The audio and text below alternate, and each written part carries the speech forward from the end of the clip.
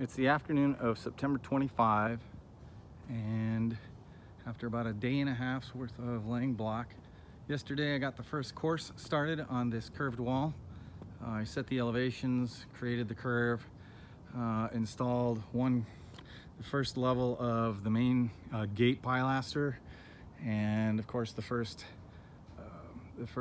block in the column that's going to go there, same pilaster, just the same size as the one up top. This one will be a lot bigger. It's going to have to support a gate, but I had some professionals up today, a helper and a mason, and they installed about 180 block today. So now we can see the shape of the curve, and we can see that on this side it doesn't look very tall. In fact, I need to add some dirt in order to balance this out a little bit.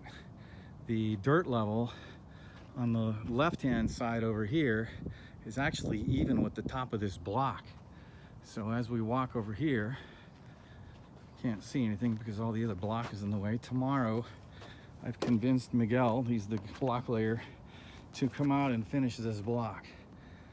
So you can see a nice straight 91-foot run. He's got the first block mortared in so that he can pull his lines from there.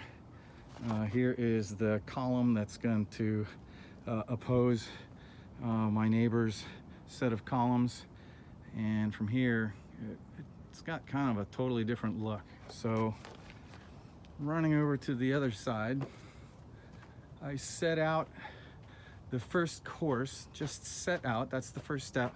I don't know if you can see it, but there's a little swale in here. That's going to need to be worked out during the setting of the first course. It is usually challenging, but I think I'm trying to back up here and not fall at the same time. But in looking here, I just actually walk back and forth to see, does this curve on the inside look the way that it needs to? And then I'll look from the other side and see what the shape of this wall looks like. Once I have it the way that I want, I take a marker and mark both sides. This is pretty close. And as I mentioned in previous videos, this is a tieback to keep this wall from doing any kind of creeping.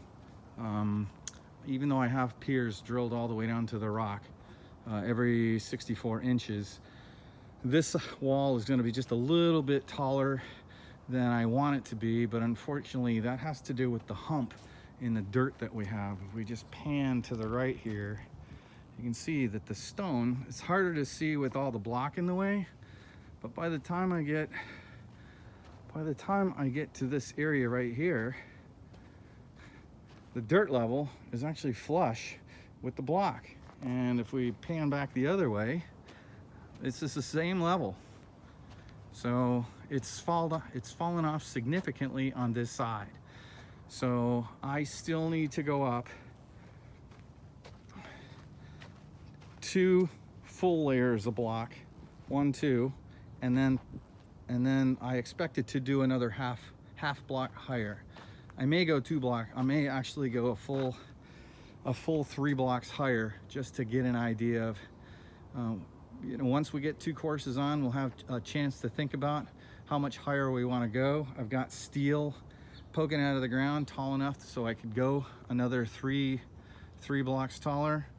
This wall here is going to be an angle wall, meaning it's almost in another block and a half here, it's almost full height. But down here I've got quite a few blocks to go. So how do we do that? Well, we start on the right and we figure out about where our levels. I have marks on the top of on the rebar. I can put a piece of pipe on there and see where we're headed. When we finally start touching, every time we lay a course and the block starts touching, I don't start the block until it's actually at the touch level. When we finally get right, so we'll run a course, then I'll start on the next course, and I won't start until it's not touching again. And then I'll come back in hopefully with some half blocks and do the same thing, so I have a sawtooth type shape on the top. Then what we end up doing is we take a piece of plywood on both sides and screw it right into the block wall. And then when we fill the block, we'll pour it. So we'll have a nice clean edge all the way along here, and you can see where the pipe continues and heads up. So what's happening here? Once we get the block a little bit taller, then I need to make absolutely sure that the height and the shape of this, I call it a teardrop wall, I don't know why, but this teardrop wall shape is the way that I want it, and this curve is the height that I want it as well. This will all have to be dug out. I need to put a footing in here, and this is going to have to be strengthened up. This will tie into this wall. Just a whole lot of work yet. And then, whoops, sorry. Once this wall gets to the height that I want, I was planning on having a planter along this edge, and then right as it gets close to the excavator, I plan on curving out this way and having about the same distance planter right here, and then dying into the wall right before I get to the gate pilaster. Well, it's been a good day. Miguel said he would come tomorrow. Well, let's see if that happens, and we'll finish up all the block. There is a small chance of rain next week, and it'll be really nice to get all the block off the dirt and bond it in place, so I don't have to worry about cleaning up or moving block. That's where we are.